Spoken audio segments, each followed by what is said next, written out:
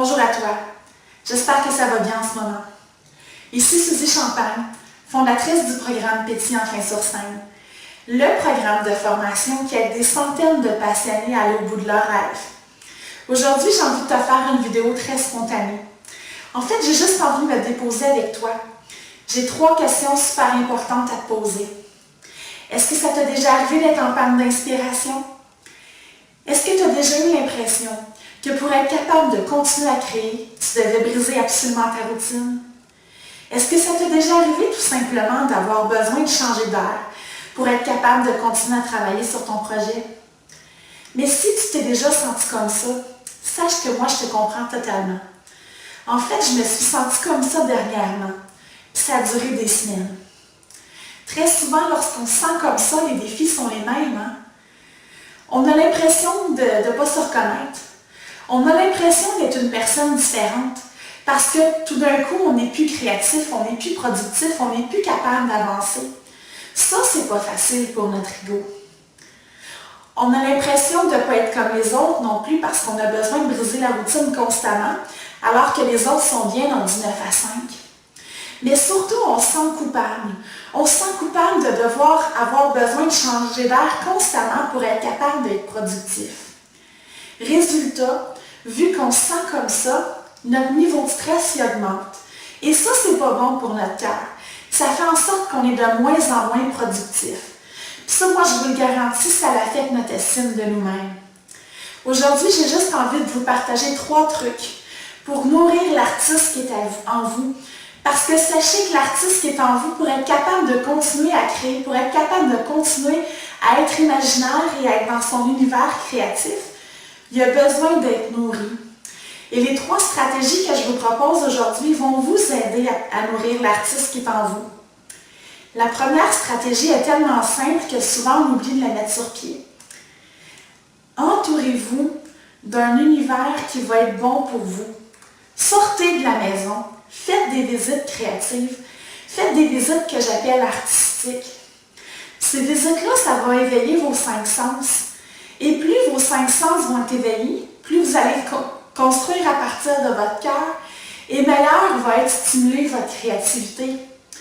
Profitez de chaque sortie que vous faites, que ce soit dans un restaurant, dans un café, dans un musée, à l'extérieur, sur un banc d'un parc, parce qu'il fait beau en ce moment, pour observer ce qui vous entoure. L'observation, c'est le meilleur outil, selon moi, pour être capable de stimuler votre créativité. Et ça, c'est bon en tant qu'artiste. Ça vous nourrit. Et ça va vous permettre de créer, de stimuler votre créativité. Le deuxième truc que je vous partage, c'est de vous rapprocher de la nature. Profitez de l'été, profitez du moment qui fait beau pour être capable de vous ramasser sur le bord d'un lac, avec des belles montagnes, avec des arbres. Écoutez le silence. Écoutez ce que la nature a à vous dire. Écoutez les oiseaux. Écoutez le vent. Écoutez la mer. Écoutez le lac qui est devant vous. Faites juste écouter. Le fait d'écouter, ça va faire en sorte que votre hamster qui est à l'intérieur va finir par se taire. Ça va abaisser votre niveau de stress. Ça va être bon pour votre créativité. Ça va vous nourrir l'artiste qui est en vous. Plus vous allez vous rapprocher de la nature, plus vous allez vous rapprocher du silence, vous allez finir par débloquer. Il va y avoir quelque chose qui va s'enflammer en vous. Vous allez vous connecter à votre cœur. Et ça va être bon. Ça va vous aider à créer davantage. La 3e stratégie que j'ai envie de vous transmettre est la plus importante selon moi. Imprégnez-vous du mot « liberté ». Vous le savez, créer, c'est pas de créer de 9 à 5. Ça se met dans un agenda, mais en même temps, créer, c'est spontané. Soyez libre de créer au moment où vous en avez besoin. Si vous avez le besoin de créer pendant 15 heures de temps parce que vous êtes sur un fil conducteur, faites-le.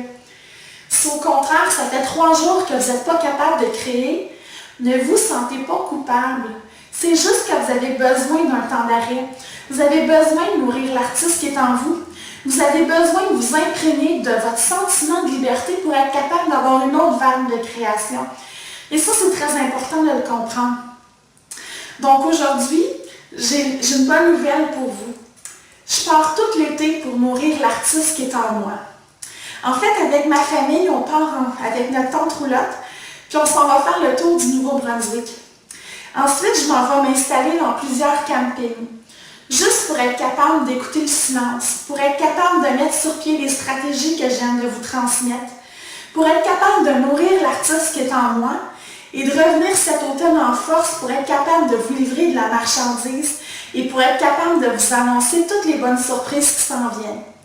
Donc moi, je vous invite fortement et je vous recommande de prendre du temps pour vous cet été, de prendre du temps pour nourrir l'artiste qui est en vous.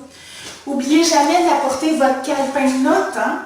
Parce que c'est souvent lorsqu'on est dans la nature, souvent lorsqu'on s'arrête, lorsqu'on arrête de faire tourner notre hamster, lorsqu'on se permet d'éveiller nos cinq sens, lorsqu'on se permet d'être libre, que les meilleures idées arrivent. Donc, n'oubliez pas votre calepin, c'est très important, même si vous évadez et que vous nourrissez l'artiste qui est en vous. Profitez du soleil pour vous réénergiser. Moi, je vous le garantis, le fait de nourrir votre artiste va vous permettre d'avancer plus dans votre projet.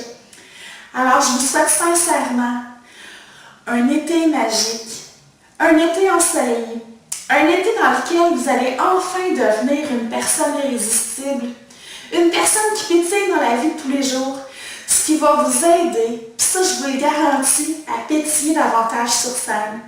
Je vous remercie bien beaucoup. À bientôt. J'ai très hâte de vous retrouver cet automne pour une tonne de briques de contenu. Merci, à bientôt.